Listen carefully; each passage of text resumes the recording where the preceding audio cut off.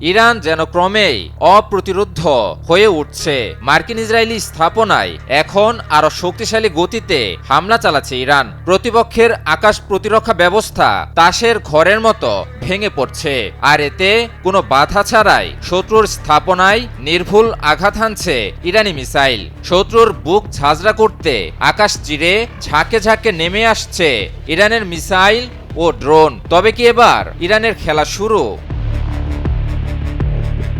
এবার যুক্তরাষ্ট্র ও ইসরায়েলের লক্ষ্যবস্তুতে ইরানের ক্ষেপণাস্ত্র হামলার নির্ভুলতা দ্বিগুণ হয়েছে বলে দাবি করেছেন ইরানের একজন শীর্ষ কমান্ডার। ইরানের ইসলামিক বিপ্লবী গার্ড বাহিনী বা আইআরজিসির শীর্ষ কমান্ডার ব্রিগেডিয়ার জেনারেল মাজিদ মুসাভি সামাজিক যোগাযোগ মাধ্যম এক্সে দেওয়া এক পোস্টে বলেন, গত ৪৮ ঘন্টার মধ্যে মার্কিন যুক্তরাষ্ট্র ও ইসরায়েলের সঙ্গে সংশ্লিষ্ট লক্ষ্যবস্তুতে ইরানি ক্ষেপণাস্ত্র হামলার নির্ভুলতার হার দ্বিগুণ হয়েছে।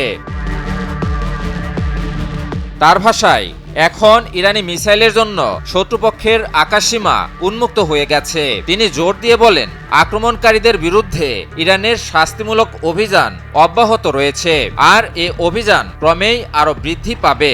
শত্রুদের অনুতপ্ত না করানো পর্যন্ত ইরানের এ অভিযান থামবে না। গত ২৮ ফেব্রুয়ারি যুক্তরাষ্ট্র ও ইসরায়েল ইরানের বিরুদ্ধে সামরিক আগ্রাসন শুরু করলে ইরানের সাবেক সর্বোচ্চ ধর্মীয় নেতা আয়াতুল্লাহ আলী খামেনি নিহত হন। মার্কিন ইসরায়েলি এই আগ্রাসনে ইরানের কয়েকজন শীর্ষ সামরিক কমান্ডার ও বহু বেসামরিক মানুষ নিহত হন।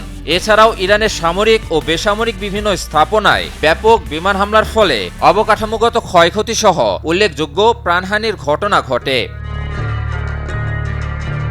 এর জবাবে ইরানের সশস্ত্র বাহিনী পাল্টা প্রতিশোধমূলক অভিযান শুরু করে।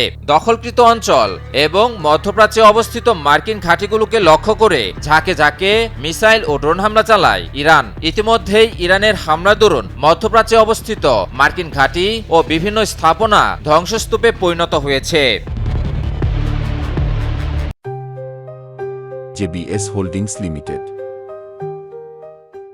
সব মিলিয়ে মধ্যপ্রাচ্যের এই সংঘাত এখন নতুন এক সামরিক বাস্তবতার দিকে এগুচ্ছে। ইরানের ক্রমবর্ধমান মিসাইল ও ড্রোন হামলার ব্যাপকতায় পর্যদস্ত মার্কিন যুক্তরাষ্ট্র ও ইসরায়েল। ইরানের হামলায় এ অঞ্চলে পতনের মুখে দীর্ঘদিনের মার্কিন ইসরায়েলি আধিপত্যবাদ। বিপরীতে ইরান হয়ে উঠছে মধ্যপ্রাচ্যের নতুন পরাশক্তি।